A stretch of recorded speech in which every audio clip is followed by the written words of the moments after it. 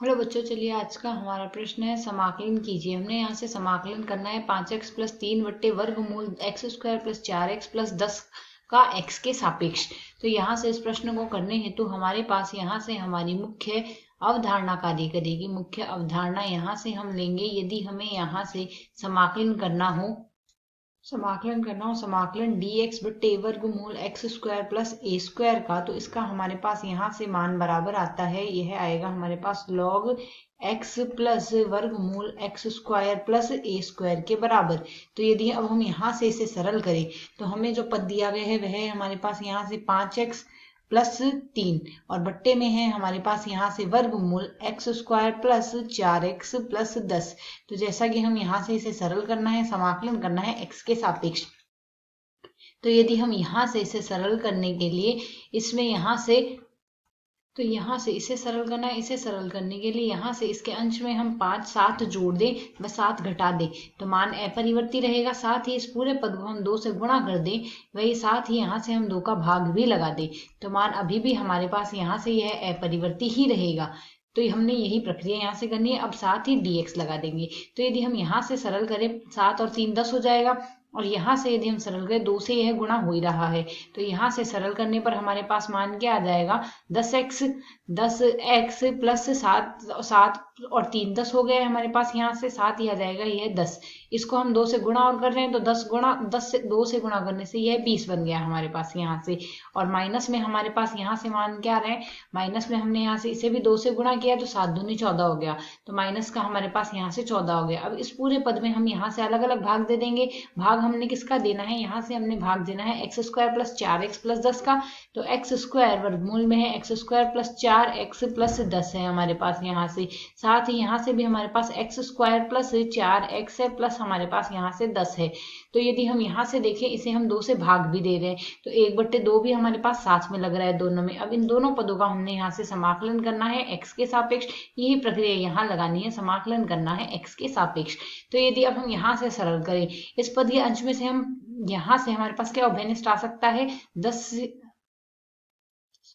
यदि अंश में से हम 5 उभयनिष्ठ ले ले तो 5 उभयनिष्ठ लेने से यह पद बन जाएगा 5/2 समाकलन। यहाँ से हमारे पास आ जाएगा 2x बचेगा प्लस यहाँ से बचेगा 4 बट्टे में है हमारे पास यहाँ से वर्गमूल x square plus 4x plus है हमारे पास यहाँ से 10। इस पूरे पद का हमने समाकलन करना है x के सापेक्ष माइनस। यहाँ से आया है हमारे पास 14/2 आया है।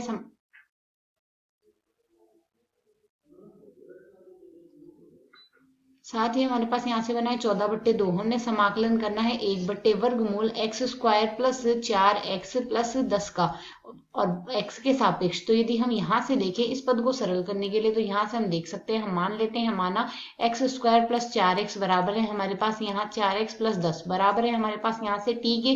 तो यदि दोनों पक्षों का अवकलन कर दे तो 2x प्लस 4 dx बराबर आएगा हमारे पास यहाँ से dt के। तो दिए गए पद में यदि केवल समाकलन का भाग देखे तो यह आ जाएगा dt बटे वर्गमूल t के। ठीक इसी प्रकार इसको यदि हम सरल करेंगे तो यहाँ से हमारे पास इसका मान क्या आएगा, t की घात माइनस का 1/2 हो जाएगी, माइनस 1/2 प्लस 1 करेंगे तो प्लस का 1/2 बन गया और बट्टे में आ जाएगा 1/2। यह तो हमने इस पद का समाकलन करना है। इसी प्रकार यदि हम इस पद को भी यहाँ से सरल करने का प्रयास करें तो पद हमें दिया गया x square plus 4x plus 10 है हर में यहाँ से। तो इसको पूर्ण वर्ग बनाने के लिए इसे हम सरल करके लिख सकते हैं x square plus 4x plus 4 एक बार लिख दे और 6 हम बाद में लिख देते हैं। यह पद बन जाएगा x प्लस 2 का पूर्ण वर्ग आ गया प्लस वर्गमूल में आ जाएगा हमारे पास यहाँ से 6 का वर्ग। इसे हम सरल कर लेंगे। अब 14/2 को तो हम सरल कर लेते हैं, 7 आ जाएगा हमारे पास यहाँ से। अब t का मान पुनः प्रतिस्थापित कर दे तो दिए गए पद का समाकलन हमारे पास बाएं पक्ष में तो क्या पहला पद तो बन रहा है 5/2 तो है ही हमारे पास। यहाँ से यह आ जाएगा t की घात 1/2, बट्टे में 1/2 है, बट्टे में है हमारे पास 1/2 और यहाँ से है वर्गमूल में एक्स स्क्वायर प्लस 4x है प्लस में हमारे पास यहाँ से 10 है।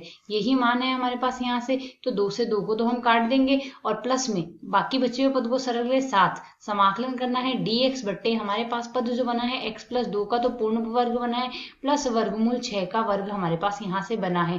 इसका हमने यहाँ से वर्गमूल करना है, यही पद बना है हमारे पास यहाँ से।